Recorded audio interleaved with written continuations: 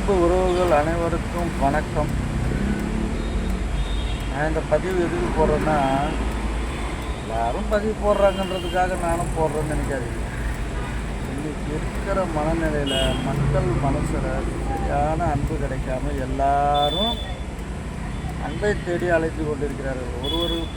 ஒரு பக்கமாக இன்னொருத்தர் மறுபக்கமாக எங்கே அந்த அன்பு இருக்குதுன்னு தெரியாமல் அவங்களுக்குள்ளேயே அந்த அன்பு இருக்குதுன்னு தெரிஞ்சுக்கிட்டு அதுக்கான வழிமுறையில் நம்ம நடந்தால் நமக்கான அன்பு நமக்கு கிடைக்கும். அந்த அன்பை நம்ம நல்ல விதமாக நல்லவர்களுடன் பகிர்ந்து கொண்டால் இன்னும் சிறப்பாக இருக்கும். எனவே மக்கள் அனைவரும் மகிழ்ச்சியாக இருக்க முதலில் நான் மகிழ்ச்சியாக இருக்க வேண்டும். நாம் மகிழ்ச்சியாக இருந்தால்தான் மற்றவர்களை நாம் மகிழ்விக்க முடியும். எனவே முடிந்த அளவுக்கு நீங்கள் உங்களை உற்சாகப்படுத்தி கொள்ளுங்கள்.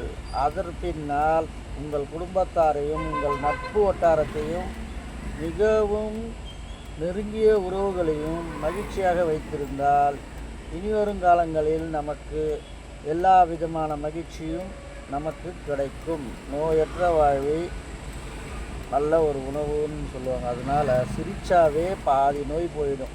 அதனால் ஜனங்கள் மத்தியில் சிரிக்க மறந்துட்டாங்க.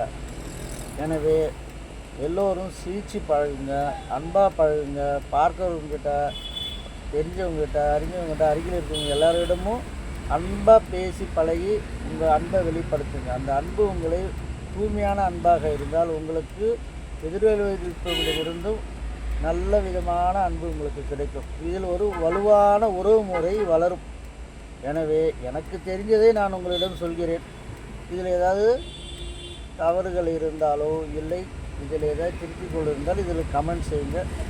இந்த சேனலை புதுசாக இன்றைக்கி நான் ஆரம்பிக்கிறேன். இதற்கு பொறியுண்டன்னு பேர் வைக்கிறேன். தயவுசெய்து நீங்கள் இதை பிரபலப்படுத்துமாறு கேட்டுக்கொள்கிறேன். நன்றி, வணக்கம்.